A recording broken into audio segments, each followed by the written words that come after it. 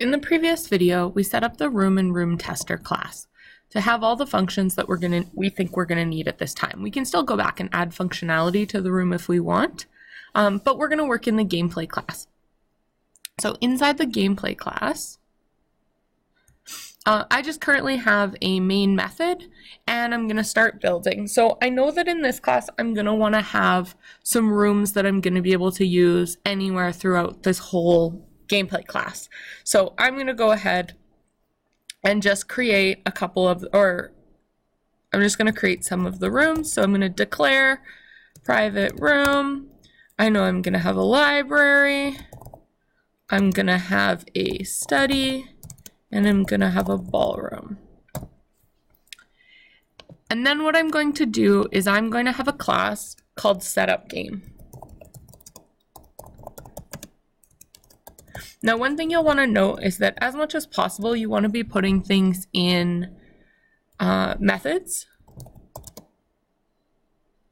You want to be putting things in methods in order to keep your code nice and clean, but also in order to really use the concepts of object-oriented. And that's what we're really going to focus on in this video. It would be very easy to take everything we've set up with room and then use it procedurally in this main class. But we don't want to do that. We really want to use the inherent properties of object-oriented and the fact that rooms can be objects and use those objects to our benefit. So what we're going to do in setup game is we're going to instantiate a lot of those rooms. So library equals new room, semicolon. The room class requires a name,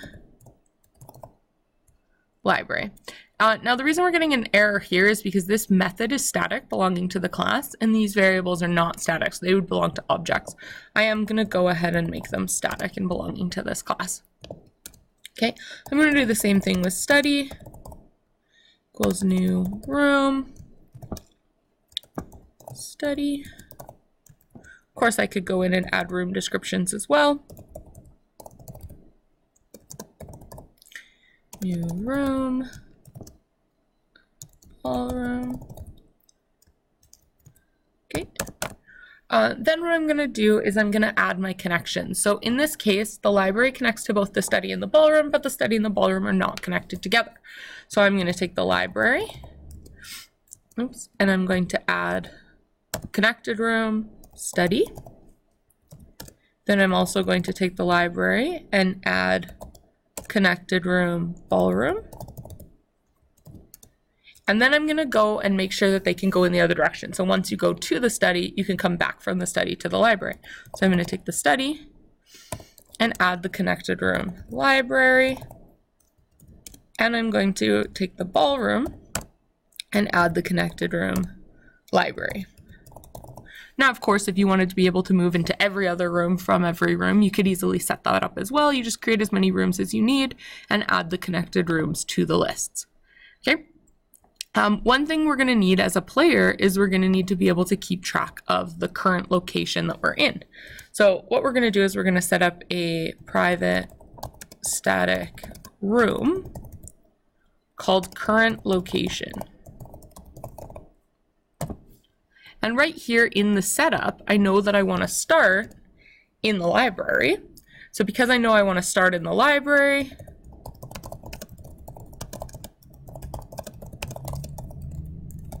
I'm going to go ahead and set the current location. I'm actually going to change. Oh yeah, current location works. Current location equal to library. Because these are all objects and they're just pointers to objects, we're really just making these both point at the same library object.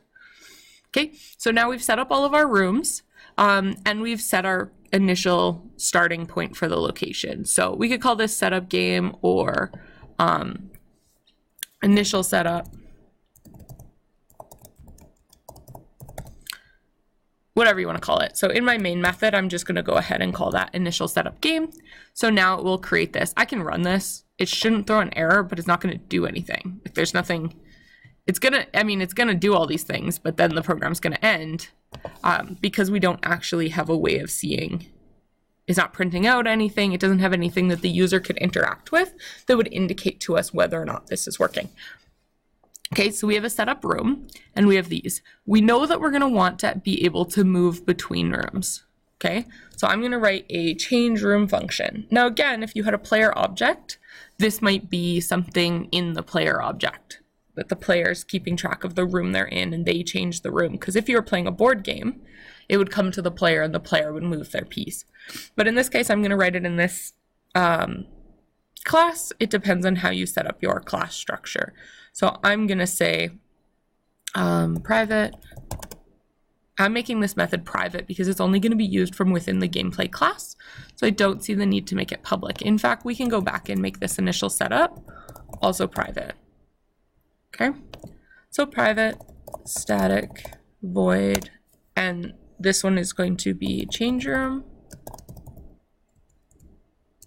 or update room maybe might be a better name. And all update room is going to do is it's going to take whatever room is passed to it, room, new room, and store that in current location. So current location equals, oops, new room.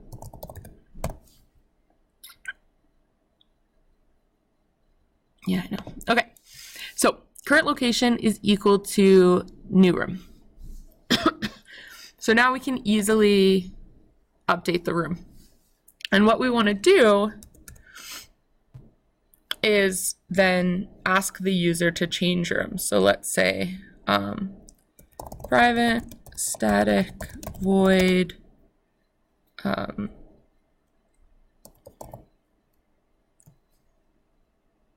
get user room choice.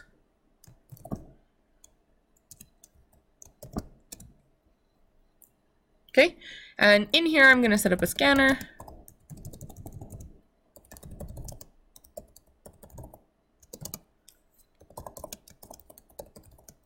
It scans system.in so I can get user input. And I'm going to go ahead and ask the user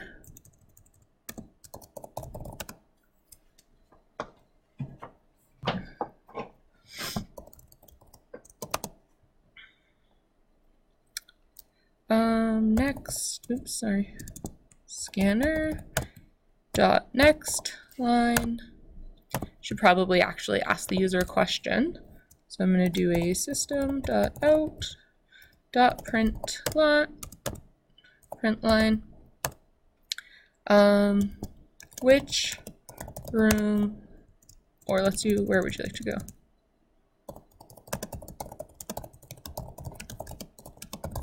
Where would you like to go next? Okay.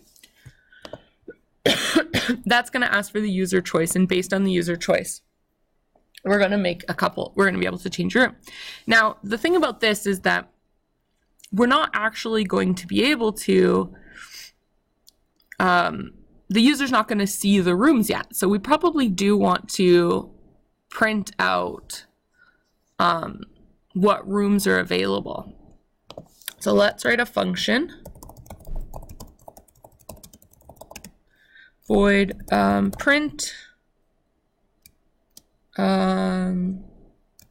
next rooms.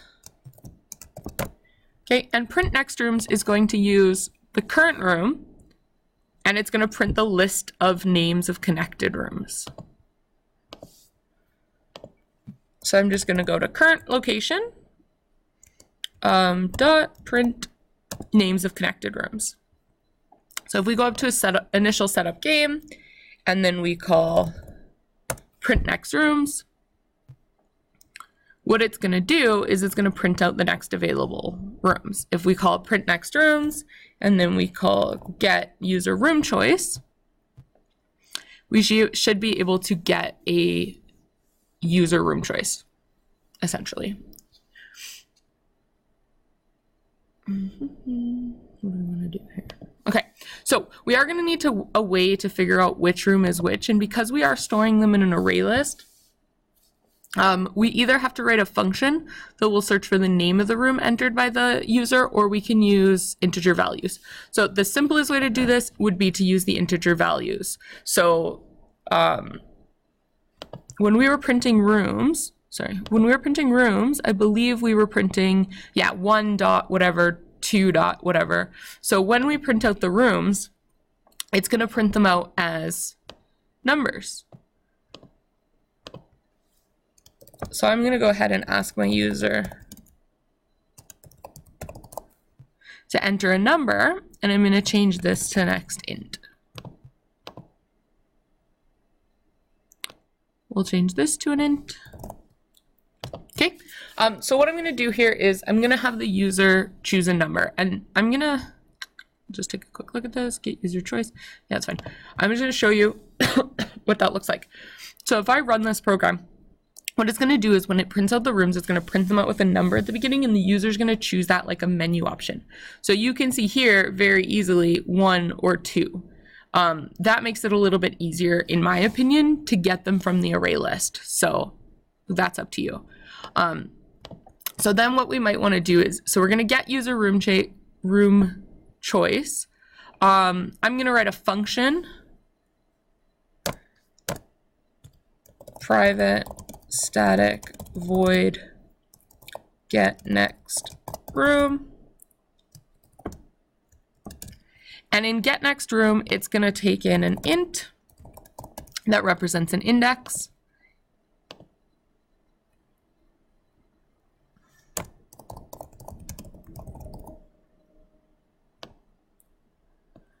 Okay, so what I'm doing here is get user room choice is going to return choice. It's a get function, so returning is not a surprise. We're going to say int next room is equal to get user room choice, and then we're going to call get next room, and we're going to pass it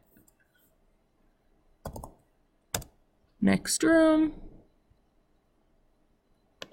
I'm going to call this next room index, because it is a number. And I know that this is a get, so it's going to return a room. So I'm going to call it room next room equals, so get next room is going to have to return a room value. And the room it's going to return is just the room at that index. So we're going to go to our current location, dot, and we're going to see what functions we have. We have a get connected room at a specific index, so we've actually already written the function we need for this. So I'm going to use get connected room at index, and I'm just going to return that whole value. So now I'm returning the pointer to the room at that index, which is going to go to here. So we get the index, and then we set the room, and then we would call update room with, current, sorry, let's not update it with current location, with next room. Okay, so that's pretty cool. We hit play. It compiles. Where would you like to go next? 1. It does nothing. The game ends. That's pretty boring. Okay, so all we're going to do is we're going to take this whole bit up here with the print next rooms, etc. And we're going to just throw it in a while loop for now. Obviously, you could make changes to it after.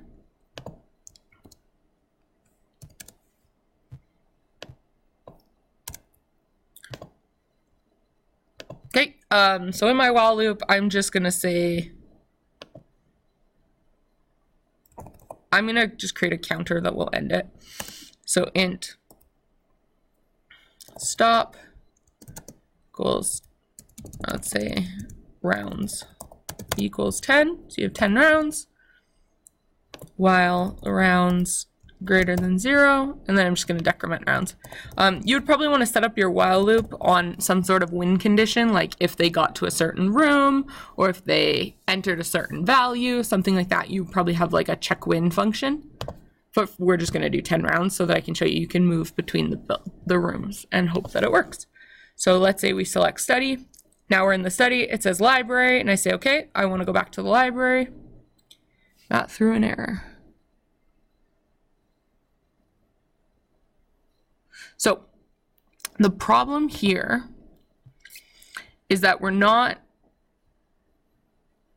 catching, I think we actually went to the ballroom here. Okay, so the problem I think that we're having is that we're passing the index directly. So our choices here are 1 or 2, but the actual index is 0 or 1. So when I passed 1 here, the only index available was 0. So when we get the user choice, we actually want to return choice -1. So we'll just play that again. And that's just going to be the difference of an array list starts at 0, but people start counting at 1 or 2. So if I choose 1, I should now be in the study. I choose 1, I go back to the library. I choose 2, I'm in the ballroom. Now we can keep moving between these rooms as much as we want for 10, until our 10 rounds counter runs out. But what you might want to do is in your room, you have a get description. So in, say, update room, when we change the room, we might also want to do current location dot, get description.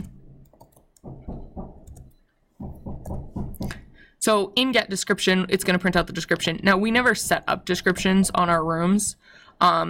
You could go about that. Oh, we already set up an overloaded constructor though. So we can just add a quick description here. So library is the name, description is you are in the library. It's cold and musty. You can tell more story, that's up to you. You are in the study. You see a desk in the corner. Okay, and then the ballroom will add a description. You have entered the ballroom. The ceilings are highly vaulted and it haunts of times past. Add your English. Use your English skills. I think it's EI in this case. Use your English skills to make this story as interesting as you want to make it. We'll just go ahead and run that just so that you get a little bit of a better idea of the moving through rooms, because now we've added the print description. So where would you like to go next? That doesn't seem to be working.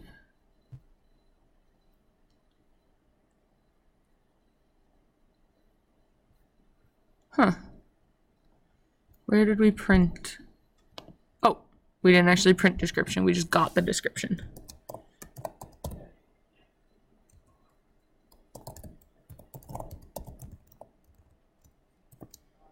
So we'll just throw a print on there. We will stop this.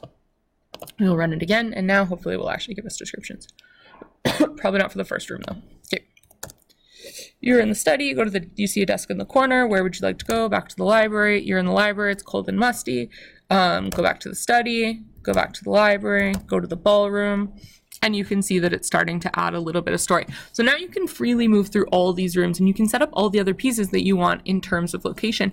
And what you'll notice is because we've stuck with the object-oriented nature of this program, because we're setting up the rooms, we have this initial setup, which does take a bit. It's building a map, essentially. Once we've done that, everything else, moving between the rooms, we don't have to decide, well, if you're in the study and you choose a 1 or a 2, you do this. It's not a whole set of if-else statements, because the rooms store their connected rooms, and the gameplay object just has to say, whatever our current location is, get the list of connected rooms. Then it says, whatever our current location is, set it to this new room, print the description of whatever our current location is. So we don't have to go through and explain it for each thing, because having these as objects means we can apply the function to the general object and then just have that pointer, that current location pointer, point at whichever room we happen to be in at the time. You can do the same thing with game items. You can do the same thing with players, with NPCs, with like any other sort of thing like that that you're adding. You can set up some sort of structure like this. Okay, and that will help you to create a nice object-oriented game where it's not getting too long and procedural.